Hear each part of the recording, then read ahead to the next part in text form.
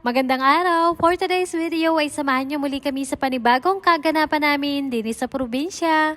Eto, maaga nga po pala akong gagawa ngayon ng ubi halaya dahil dadayo nga ho pala kami mamaya ng hapunan doon sa bahay kubo ni Ara. Ay kakuman din naman nga ho para mamaya may biyabit ako papunta doon. Ay di eto, iluluto ko na nga ho pala ito. Ang tagal na nga ho pala nitong ubi na ito dito sa amin. Ay kakuman din naman nga ho hindi ko magawa-gawa at sobrang busy nga ni. At ngayon naman nga ho ako'y may pagkakataon. Ay di eto, akin nga ni ho palang sisimulan maaga pa lamang at ito'y matagal-tagal nga ni ho palang gawin. Bigay pa man din naman nga ho ito ni na Kuya Mangyan Tribe. Ay talagang sa tagal-tagal nga ni ho ay pwede pa din namang lutuin at gawing ubi halaya. Akin lamang nga hong nilinisan at andun pa nga ho pala yung pinakang puti. Kaya kakuman din naman nga ay sa sobrang hirap tanggalin ay direct ginamitan ko na nga lamang ng toothbrush. At pagkatapos nga ho pala nun, eto akin nga lamang ho palang pinagputol-putol at yan nga ho pala ilalaga ko na hindi ko na lang din naman binaltan. Grabe, sobrang ganda din nga ho pala nito. Talaga yung kulay niya ay ubing-ubi. Ilalaga ko nga lamang ho pala yan ng ilang minutuhin hanggang sa medyo lumambot-lambot at pag okay na nga ho pala yun ay saka ko pa nga lamang doon tatalupan. At eto man din naman nga ho, pagkasalang ko, kagad din naman bumungad sa akin itong dalawa kong pamangkin na talagang bagong ligot kaaga-aga nga ni. Sobrang aaga nga ni ho magsilugo ang lagi nitong dalawang ito. Daig mo pa man din naman nga ho ang laging may pupuntahan. Pero maya-maya yaan ay mamalay-malay na nga lamang ho kayo ay nakatakas na at panay ang patikaran nga ni din sa may labas ng bahay namin. Ayun, i-fast forward na natin kaagad. Eto nga ho at nakuluan na. Malambot na din kaya ayun at hinango ko na din nga ho pala kaagad. Pinalamig-lamig ko nga lamang ho pala ng kaunti tapos eto't sinimulan ko na ding pagbabaltan isa-isa. Ganitong paraan na lang yung ginawa ko pero yan nga ho naman ay pwedeng baltan muna din bago lagain. Sa tingin ko nga ni ho ay medyo dyan ako nadadalian pero kung kayo naman nga ho ang magaluto di depende na din nga lamang sa inyo kung babaltan na baga o hindi pa. Nang mabaltan ko na nga ni ho pala lahat eto't ako'y nagsimula na ding magyajadiyan ng kakungani nang ako'y mabilis ding mayari. Mahaba-haba rin talaga ang proseso ng paggagawa ng garne pero pag yun ay naluto na ay talaga nga ni ho anong sarap din naman. Ayun, tapos na nga ho, habang ako'y nagayadyadiyan ay si mama na nga lamang ho pala ang pinagkayod ko nung niyo. Ay kakuman din naman nga ho para pagkatapos ko dining magyadyad ay di meron na nga ho palang nakahandang gata. Nung okay na ang lahat, nakagayak na yung mga gagamitin ko. Eto, sa malaking kawali ay inilagay ko na nga ho pala yung gata at yung gatas. Dalawang latang gatas yung gagamitin ko nga ho pala diyan. Bali yung isa ay may pinakang flavor na din nga ho pala na ubi. Naglagay na din nga ho pala ako diyan ng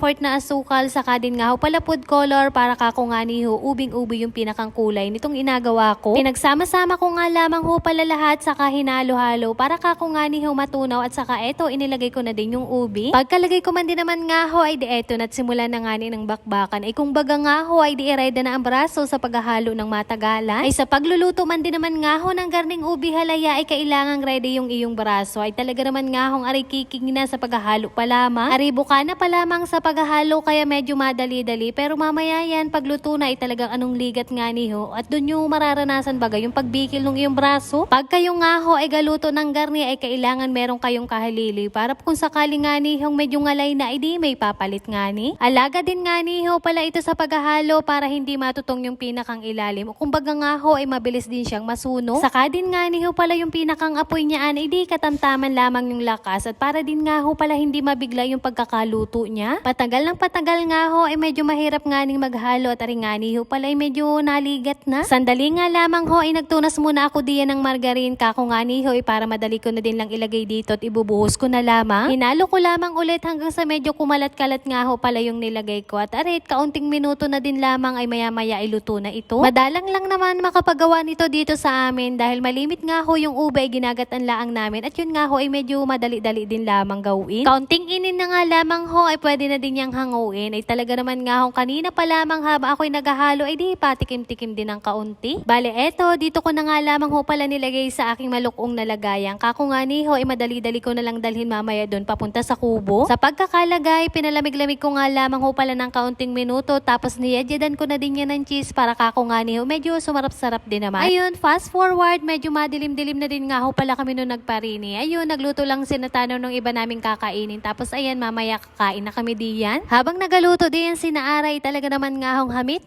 Dini at saka kulikutan itong dalawa kong pamangkin, talaga naman nga hong dumagdag pa rin si tatay. Ano na yun? Ay siya, basta man din naman nga ho, nagkasama-sama at nagkadikit-dikit itong tatlong ito, talaga naman nga hong kalabsawan ng akalabsan. Ayun, pagkaluto, ginayak nga lamang ho pala at dini na din kami naglupagit. Sama-sama nga ni kaming kakain dini. Meron nga ho pala kami diyang saba roll, siomay na ginawa ni Ara. Yun din nga ho palang tinapay na may hotdog at saka nga ho pala sinabawang isda. At syempre naman, hindi mawawala yung kanin at saka din nga ho pala yung ginawa kong ube halaya. Pinagpray nga lamang ho pala yan ni Ate Kiona at ayun, sabay-sabay na din kaming kumain diyan. Kaya naman, thank you Lord sa lahat ng blessing.